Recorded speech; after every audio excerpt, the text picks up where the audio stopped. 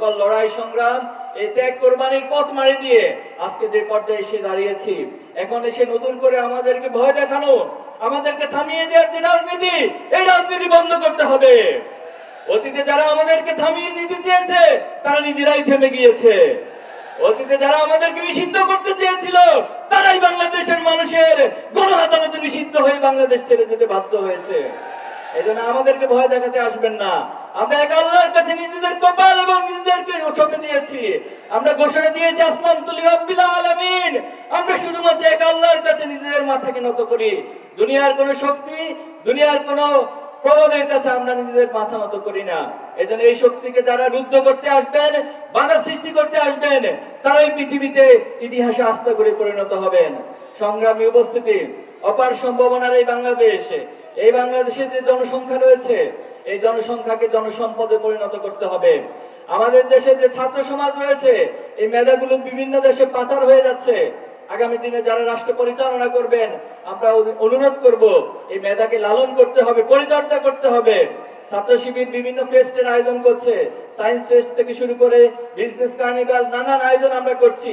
এর মধ্যে দিয়ে বাংলাদেশে ক্রিম মেধাবীগুলো উঠে আসছে এবং আলহামদুলিল্লাহ আপনারা জেনে খুশি হবেন, ছাত্র শিবিরের আয়োজনগুলোতে যারা সম্পৃক্ত হচ্ছে তারা শুধুমাত্র দেশেই নয়, বরং তাদের মেধার স্বাক্ষর তারা পৃথিবীর বিভিন্ন রাষ্ট্রে গিয়ে বিভিন্ন ওয়ার্ল্ড কম্পিটিশনে অংশগ্রহণ করে তারা কৃতিত্বের অবদান রাখছে।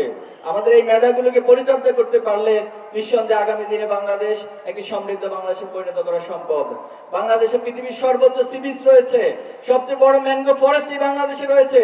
নদী মাতৃকতার মধ্য দিয়ে বাংলাদেশে অপার সম্ভাবনা রয়েছে।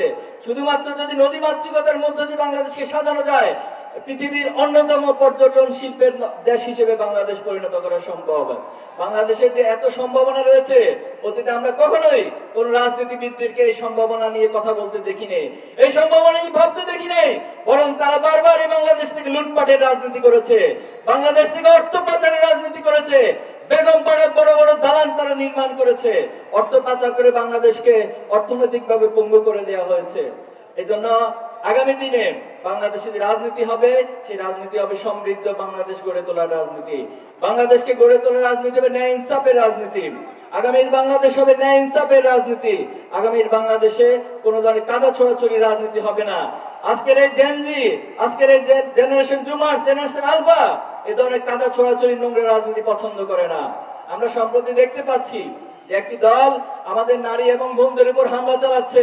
এর চেয়ে নির্লজ্জ কাজ বাংলাদেশের জমিনে জুলাই এবং আগস্টের পরে আর কিছু হতে পারে না। আমরা দেখেছি একটি দল আমাদের কোরআন ক্লাস, কোরআন তালিম প্রোগ্রামে হামলা চালাচ্ছে। যারা কোরআনের তালিমে, কোরআনের প্রোগ্রামে হামলা চালাবে, মনে রাখবেন এটা আগুন নিয়ে খেলা করার শামিল।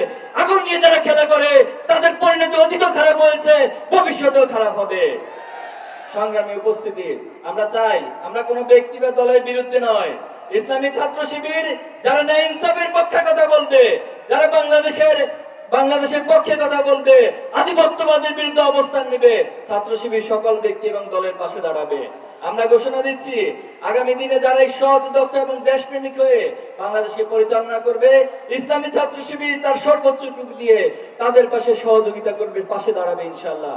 সংগ্রামী উপস্থিতি, আজকে যে ডাক্তার খালিদুজ্জামানের আহ্বানে আমরা এখানে এসেছি, তিনি ইতিমধ্যে এই অঞ্চলে ধানমন্ডি, গুলশান, বনানী, বাসানটেক সহ এই অঞ্চলে অনেক উন্নয়নের তিনি নজির স্থাপন করেছেন।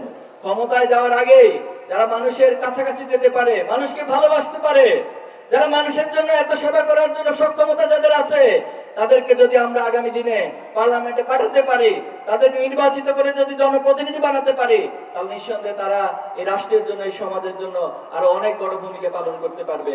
আমরা কি ডাক্তার খালিদুজ্জামানের জন্য সকলে ঐক্যবদ্ধভাবে কাজ করতে প্রস্তুত আছি? ইনশাআল্লাহ। তিনি শুধুমাত্র রোগীর সেবা নয়, আলহামদুলিল্লাহ তিনি প্রমাণ করেছেন তিনি সমাজ সেবা এবং মানবতার সেবায় অগ্রগামী হিসেবে ভূমিকা রাখতে সক্ষম ইনশাআল্লাহ। আমরা মা বোনদের উদ্দেশ্যে বলতে চাই, ইসলামের ইতিহাসে মা বোনেরা অনেক বড় ভূমিকা রেখেছে, জিহাদের ময়দানে ভূমিকা রেখেছিলেন এবং ইসলামকে প্রচার প্রসারে, ইসলামের জ্ঞান চর্চায় হযরত আয়েশা রাদিয়াল্লাহু তাআলা ভূমিকা রেখেছিলেন। সবচেয়ে বড় বিষয় হচ্ছে আল্লাহ রাসূলুল্লাহ সাল্লাল্লাহু আলাইহি ওয়াসাল্লামের সময় যিনি প্রথম শহীদ হয়েছিলেন, সুমাইয়া রাদিয়াল্লাহু তাআলা আনহা, এজন্য নারী এবং বোনদের যে ভূমিকা, এটা বাংলাদেশের ইতিহাসের প্রেক্ষাপটে আমরা দেখেছি, জুলাই এবং আগস্টে আমরা দেখেছি ওনারা যেভাবে করে আমাদের ভাই এবং বোনদের পাশে এসে দাঁড়িয়েছেন, ছাত্রদের পাশে এসে দাঁড়িয়েছেন। মায়েরা তার সন্তানদেরকে এসে রাস্তায় নেমে গিয়েছিলেন, অনেকে বিভিন্ন খাবার রান্না করে রাস্তায় আমাদের ছাত্র জনতার কাছে বিলিয়ে দিয়েছেন। আমরা বিশ্বাস করি আপনাদের এই প্রচেষ্টা যদি অব্যাহত থাকে, আগামী দিনে আমরা যে স্বপ্নের বাংলাদেশের চিন্তা করছি, যে সমৃদ্ধ বাংলাদেশের চিন্তা করছি, আপনাদের ভূমিকার মধ্য দিয়ে সেই বাংলাদেশ বিনির্মিত হবে ইনশাআল্লাহ।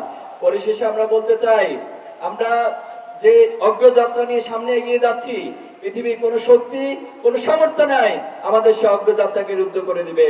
আমরা আল্লাহর উপর ভরসা করে নিজেদের সকল প্রচেষ্টাকে একত্রিত করে সামনে এগিয়ে যেতে চাই। এই বাংলাদেশের জন্য অসংখ্য জীবন এবং রক্ত দিয়েছে। আমরা চাই না এই বাংলাদেশের জন্য আর কোনো জীবন ঝরে যাক, আর কোনো মায়ের বুক খালি হোক, আর কোনো সময় নষ্ট হোক। অনেক সময় নষ্ট করা হয়েছে। আসুন সকলে ঐক্যবদ্ধভাবে এই বাংলাদেশকে গড়ে তুলি। এবং আমরা সকলে কাজী নজরুলের ভাষায় বলি, আমি সেই দিন হব শান্ত যবে উৎপীড়িতের ক্রন্দন রোল আকাশে বাতাসে ধরিবে না। আমরা সেই দিন হব শান্ত, এবং যেদিন বাংলাদেশে এমন নেতা নির্বাচিত হবে, এমন প্রতিনিধি নির্বাচিত হবে, যাদের পিছনে পিছনে আপনাদেরকে চাকরির জন্য ঘুরতে হবে না, যাদের পিছনে পিছনে ন্যায় বিচারের জন্য আপনাদেরকে ঘুরতে হবে না, বরং ওমর রাদিয়াল্লাহু তাআলার শাসনামলে তিনি যেভাবে করে মানুষের অধিকারকে তাদের ঘরে ঘরে পৌঁছে দিয়েছেন, আমরা চাই আগামী দিনে এমন নেতা আমাদের মাঝ থেকে উঠে আসুক, এমন নেতা নির্বাচিত হোক যারা তাদের অধিকারকে মানুষের দোরগোড়ায় পৌঁছে দেবে।